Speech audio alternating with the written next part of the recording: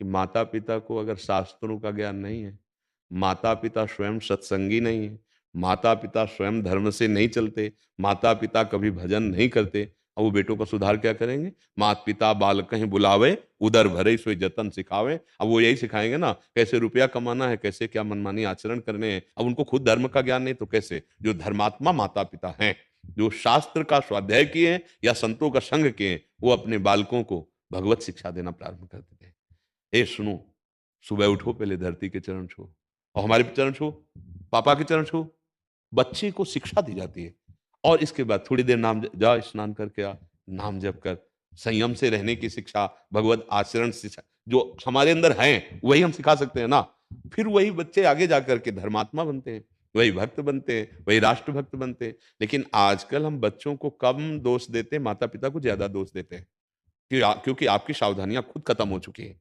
आपको खुद पता नहीं है कि हमारी जीवन शैली कैसी होनी चाहिए। उसका प्रभाव बच्चों पर पड़ रहा है। आप थप्पड़ पे थप्पड़ अपनी पत्नी को मार रहे हैं, वो आपको कटुवचन कह रही, छोटा बच्चा खड़े खड़े रो रहा है। वो जानते हो क्या करेगी? जब आप बूढ़े होंगे ना, तो वही लीला आपके साथ होगी, वही बर्ताव आपके साथ होगा। आजकल बहुत बड़ा विचित्र स्वरूप बनता चला जा रहा है कि बच्चे जवान माता पिता से पोषित होकर धन संपत्ति का अपहरण करके उनको निकाल देते हैं। बहुत श्रद्धा करी तो वृद्धाश्रम या अनाथालय में समर्पित कर देते हैं। कहीं ना कहीं माता पिता की शिक्षा का ही उसको फल मिल रहा है। माता पिता ने उनको सही शिक्षा नहीं दी। पूरा हम बच्चों पर ही दोष नहीं मढ़ते हैं, जैसे हमारे आचरण होते हैं उसका प्रभाव हमारे बच्चों पर पड़ता है, पक्का कहते हैं। हम कई बार एकांतिक में भी कह चुके हैं। एक बहुत बड़ी नौटंकी सुल्ताना डाकू की देखी थी बचपन में। जब उसे अधिकारियों ने पकड़ा और फांसी की सजा दी गई तो उससे पूछा गया तुम्हारी अंतिम इच्छा क्या है? तो उसने कहा मेरी माँ से मिला दो। माँ लाई गई। कहा बेटा, सो ऐसे लपट करके दांत से नाक काट ली थी ऐसे। तो उनका ऐसा क्यों किया? अधिकारियों ने पूछा। बोले पहली दुश्मन ये हमारी है। हम एक पेंसिल चुराई थी और कहा माँ ये पेंसिल चुरा के लाया। तो उनका बढ़िया बेटा, लिखने के काम में आएगा। बस उस वचन ने मुझे सुल्ताना डाकू बना दिया और आज मैं फांसी पे चढ़ रहा हूं। इसलिए इसकी नाक काटी। अगर उस समय एक थप्पड़ मार देती तो जीवन भर के लिए मेरी गलती का ये संस्कार न पड़ता। तो बहुत कुछ, सबसे पहले माता पिता गुरु होते हैं, वही हमें शिक्षा देते हैं। पर माता पिता ही व्यसन युक्त हैं तो बच्चे को व्यसन मुक्त कैसे कर सकते हैं? माता पिता ही व्यभिचार युक्त हैं तो बच्चे को कैसे कर सकते हैं? माता पिता ही भ्रष्ट बुद्धि के हो रहे हैं तो बच्चों को संस्कार कैसे दे सकते हैं? गर्भस्थ शिशु से संस्कार प्रारंभ हो जाता है। जिस दिन पता चले कि गर्भ में बच्चा आ गया है, उस दिन से ब्रह्मचर्य का पालन दोनों को करना चाहिए, माता और पिता। कैसा है? बच्चा प्रकट हो गया है, अब हम उसके संस्कार जैसे डालेंगे वैसे बन जाएंगे। हमारे यदि गंदे आचरण तो अपने आप उसमें संस्कार जा रहे हैं। समझो, जब वो जवान होगा और अपना वर्ताव प्रकट करेगा तब रोते घूमोगे कि हमारा बेटा है। नहीं नहीं, उसके जनक आप हैं। जनक माने पिता। उन संस्कारों के भी जनक आप हैं। तो हमें लगता है कि बेटों से ज्यादा शिक्षा की जरूरत माता पिता को है। अगर वो सही आचरण करें तो अपने बेटों को सही आचरण सिखा सकते हैं। जब उनमें सही आचरण नहीं होगा तो कैसे सिखा पाएंगे? अब हमें बताइए क्यों? अच्छा, इसके बाद अपनी बेटी आवे तो सास कैसा बर्ताव करेगी, विचार करके देखो। और बहू के साथ कैसा बर्ताव करेंगे? ठीक है, बहू से पूछो तुम अपनी माँ के साथ कैसा बर्ताव करोगे, सास के साथ कैसा कर रहे हो। ये सब, ये जो गृहस्थी के चरित्र हैं, ये सब भ्रष्ट होते चले जा रहे हैं।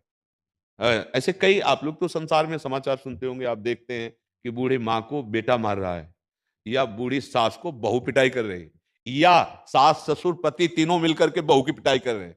ये क्या है? ये राक्षसी बुद्धि कैसे आ गई? बोले भगवान का आश्रय नहीं, सत्संग सुना नहीं, शास्त्र स्वाध्याय नहीं, तो बुद्धि भ्रष्ट तो हो ही जाएगी।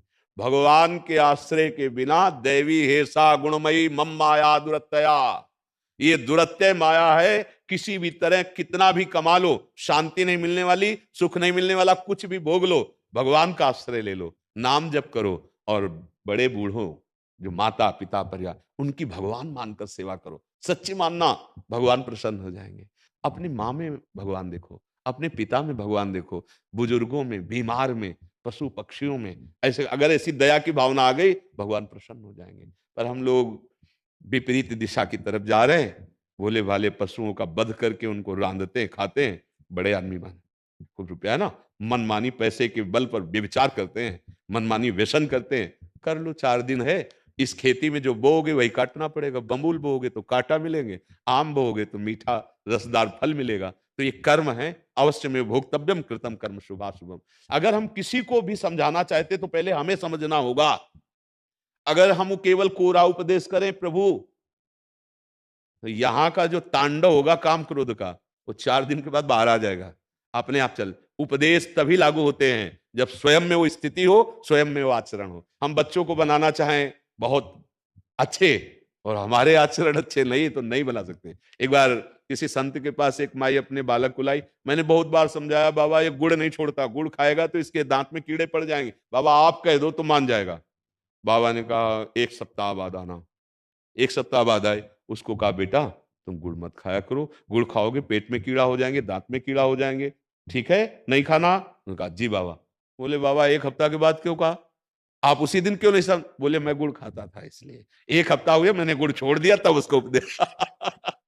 तो हम अगर किसी को सुधारना चाहते हैं तो हमें पहले सुधरना होगा। नहीं, आप लड़खड़ाते हुए शराब पीकर घर में घुसो और बेटा को सोचो कि वो व्यसन मुक्त हो, कदापि नहीं हो सकता। आप मनमानी दृश्य देखो, आप मनमानी आचरण करो और बेटे को चाहो कि साधुता, कदापि नहीं हो सकता।